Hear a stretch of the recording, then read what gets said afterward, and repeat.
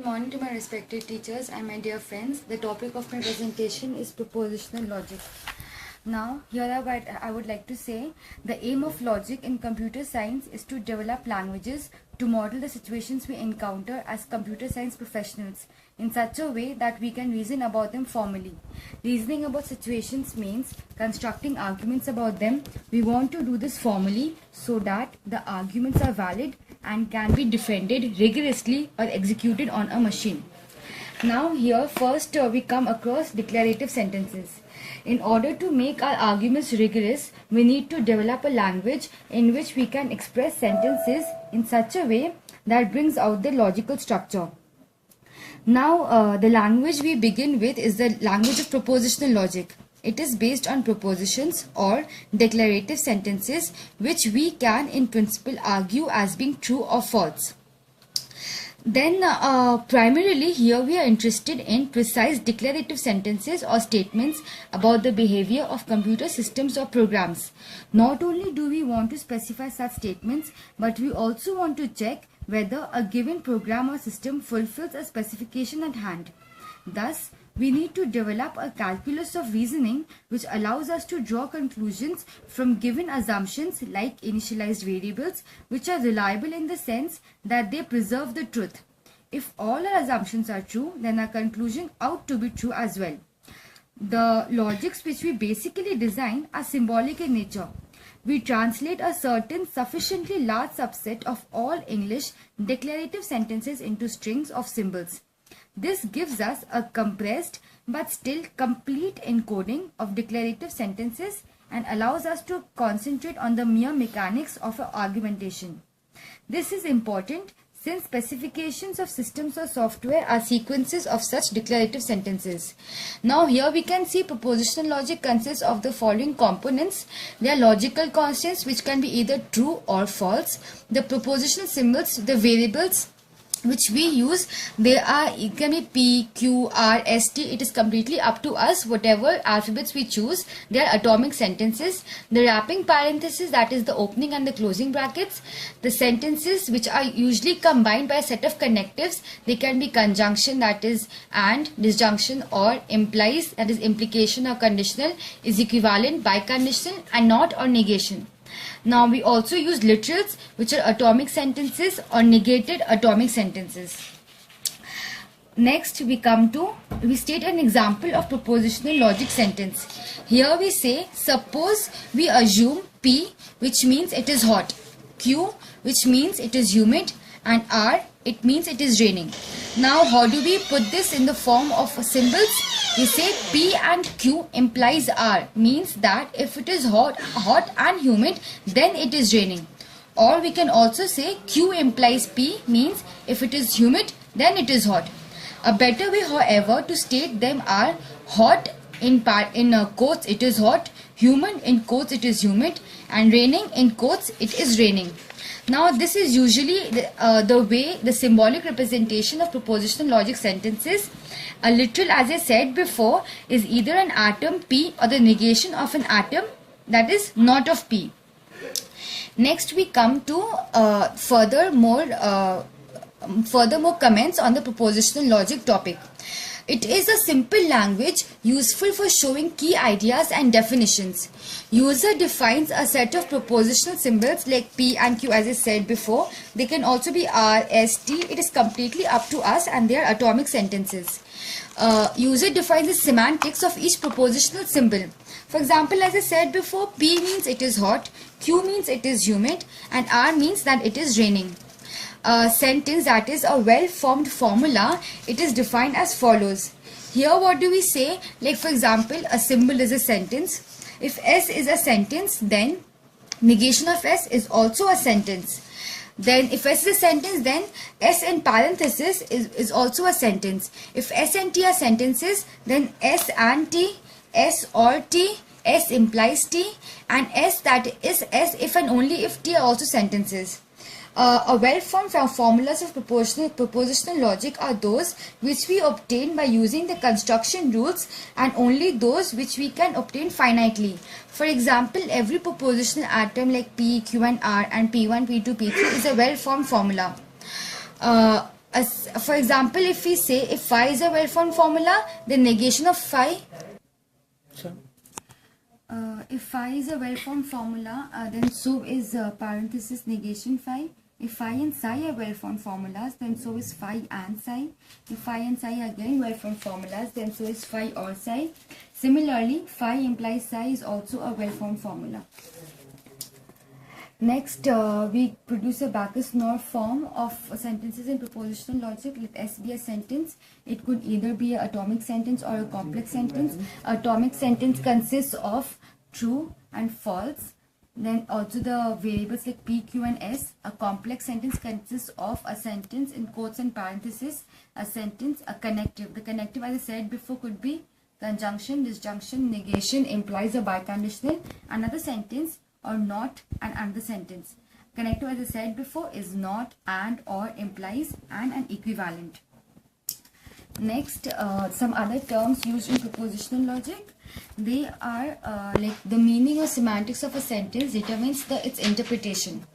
Now, the set of truth values contains two elements, T and F, that is true and false, where T represents the true value and F represents the false value.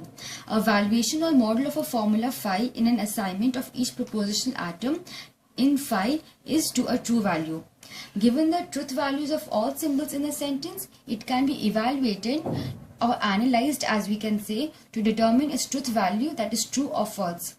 Now, a model for KB. KB is a knowledge base, is a possible world assignment of truth values to a propositional symbols in which each sentence in the knowledge base is true. The knowledge base is actually one where whatever we want to evaluate or whatever statements are there, it all enters that particular storage, and from there we can extract sentences, analyze them, evaluate, and then check if they are true or false. Next, furthermore terms are tautology. A valid sentence or tautology is a sentence that is true under all interpretations, no matter what the world is actually like or how the semantics are defined. For example, we can say for sure if it is raining or if it is not raining. There can be no confusion regarding this fact. Hence, such a statement can be said to be a tautology. A formula of propositional logic phi is called tautology if and only if it evaluates a true condition under all its evaluations. That is, if and only if it semantically entails phi. And another is an inconsistent sentence or contradiction is a sentence that is false under all interpretations. Similarly, the world is never like what it describes, as in it's raining and it is not raining. It is like tautology, but it is basically a false or negation of what as I said before. P entails phi, written as you can see in the slide, means that whenever P is true, so is Q. In other words, all models of P are also all models of Q. For example, we can say that if we set an example that if it is humid, then it is raining. Means whenever it is humid, it will rain. So P is humid and Q is it is raining. Next, we come to the truth tables. And like we take two symbols P and Q. If P and Q are true, then so is P dot Q is true. P and Q are true and false respectively. P and Q is false. P and Q are false and true respectively. P and Q are false. And P and Q are both false, then P and Q, P dot Q is also false. Hence, AND condition true holds only if both are true. If any one of them are false, then the result is also false. All is like opposite. If both are true, then it is true. Even if any one condition is false in the OR condition and the other is true, then the result is also true. However, if both P and Q are false, then P or Q is also false. Not is simply the opposite negation. If P is true, negation P is false. If P is false, negation P is true. Then if and that is implies P and Q, if both are true, then P implies Q is true. If P is true, Q is false. P implies Q is false. P is false, Q is true. P implies Q is true. And if both are false, then P implies Q is also false. Next, we come to the 5 logical connectives. That is P, Q, not P, P and Q, P or Q, P implies Q and P biconditional Q. P, Q both are false, not P true as can be seen from the diagram. P and Q false, as I said before. If either one of them is false, then the result is false. P or Q both are also false, since P and Q both are false. P implies Q is true, but P biconditional true P biconditional, Q is also true. Next, as can easily seen, P and Q are both one is false, one is true. Negation P is true. P and Q false. P or Q true. P implies Q true, and P biconditional Q is also false. Similarly, for the complex sentence, if we define the variables as P, H, P or H, and negation H, P or H and negation H implies P. Here, if P is false and H is false, then P or H is false. P or H and negation H is false. If we derive it, then the result will come to false. And lastly, P or H and negation H implies P will be true. However, these since I have shown them easily in a form for tabular form, but if we derive them, then we can easily get whatever I have shown in the slide. Then this is like a Venn diagram form of the models of the complex sentences. P or Q means the entire, both P and Q. P and Q means only, both common to P and Q. P implies Q basically means the entire of Q, and P biconditional Q is similar to P and Q. It means only that portion which is similar for both P and Q.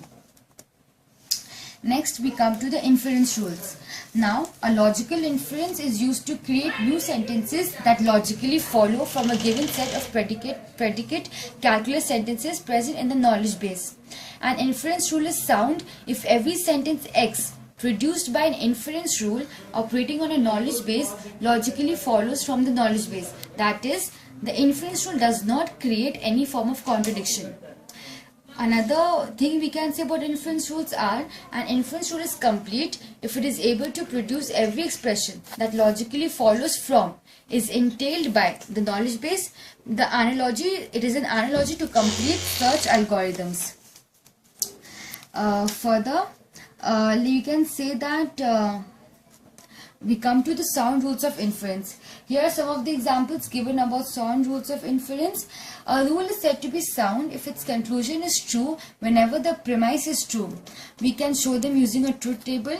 The rule, premise and conclusion. Modus ponens is a rule where if A is true, A implies B is true, then B is true. And reduction, A is true, B is true, then conclusion is A and B. And elimination, A and B we eliminate and we get A to be true. Double negation A, we eliminate double negation, A gets to be true. Unit resolution, A or B, negation B, A is true. And simply resolution, A or B, negation B or C, A or C is true. Next, we can say the soundness of modus ponens. If A is true, B is true, A implies B is true, then this is correct. If A is true, B is false, A implies B is false, that is also correct. Similarly, for other conditions, I have shown them in the slide. Now, in completeness of propositional logic is one where completeness and soundness of propositional logic are the two basic rules which can be used to define or state a propositional logic. Now, in soundness of inference, resolution inference rule, they have given many variables like alpha, beta, gamma, alpha and beta, negation beta and gamma, alpha or gamma. I'm only stating for the first one, alpha false, beta false, gamma false, alpha or beta false, negation beta or gamma true, alpha and gamma true. For the other conditions, we can easily prove and show them. Now we come to proving things. Here we'll be saying that a proof is a sequence of sentences where each sentence is either a premise or a sentence derived from earlier sentences in the proof by one of the rules in the inference. Now, the last sentence is the theorem, which is also called the goal or query that we need to prove. For example, the weather problem which I had given before, humid is a premise. It is humid, as I said, is a better way to express the premise. Humid implies hot is a premise. If it is humid, then it is hot. Hot, using the modus ponens rules on 1 and 2. Since P implies Q, if P is true, then Q is also true. That means hot condition is true. Hot and humid implies rains is a premise, means that if it is hot and humid, then it is raining. Hot and humid, we introduce the and, it's an and introduction on 1 and 2, that is it is hot and humid. And rain, on modus ponens 4th and 5th rule, we apply that factor and we get it is raining to be true. Next we come to Horn sentences. A Horn formula is a formula phi of propositional logic if it can be generated as an instance of H. Here we can see P1 and P2 and P3 and Pn and they imply Q. Or alternatively we can say negation P1 or negation P2 or negation P3 till or negation Pn or Q, where P implies Q is equal to negation P or Q. Here P and Q, they both are non-negated atoms. To get a proof for Horn sentences, we can apply modus ponens repeatedly until nothing can be further obtained from that. Entailment and derivation. Entailment, that is knowledge base, entails Q. Q is entailed by knowledge base, a set of premises or assumptions if and only if there is no logically possible world in which Q is false, while all the premises in knowledge base are true. Or stated positively, Q is entailed by knowledge base if and only if the conclusion is true in every logically possible world in which all the premises in knowledge base are true. Derivation, we can say knowledge base derives Q. We can derive Q from knowledge base if there is a proof consisting of a sequence of valid inference steps starting from the premises in knowledge base and resulting in Q. These are entailment and derivation. As I said before, the two important properties for inference are soundness and completeness. If knowledge base proves Q and knowledge base entails Q, if Q is derived from a set of sentences KB, that is knowledge base, using a given set of rules of inference, then Q is entailed by knowledge base. Hence, inference rules produces only real entailments or any sentence that follows deductively from the premises is valid. Completeness is another important property. If KB entails Q, then KB also derives or proves Q. If Q is entailed by a set of sentences from KB, then Q can be derived from KB using the rules of inference as I said before. Hence, inference produces all entailments or all valid sentences can be proved from the premises. Now we come to the part where we can prove some of the disadvantages or why propositional logic is said to be a weak language. It is hard to identify individuals. For example, Mary's, 3. It cannot even directly talk about the properties of individuals, or it cannot establish relationship between individuals. Example, Bill is tall. Generalizations, patterns, regularities, they can't easily be represented. Example, all triangles have 3 sides. It will be difficulty in representing this sentence in propositional logic. First order logic, abbreviated as FOL or FOPC, that is first order propositional FOL, is expressive enough to concisely represent this kind of information. Now FOL adds relations, variables and quantifies, example such as below, to represent a sentence like every elephant is grey for all x, where x is an elephant implies grey, that means every elephant is grey.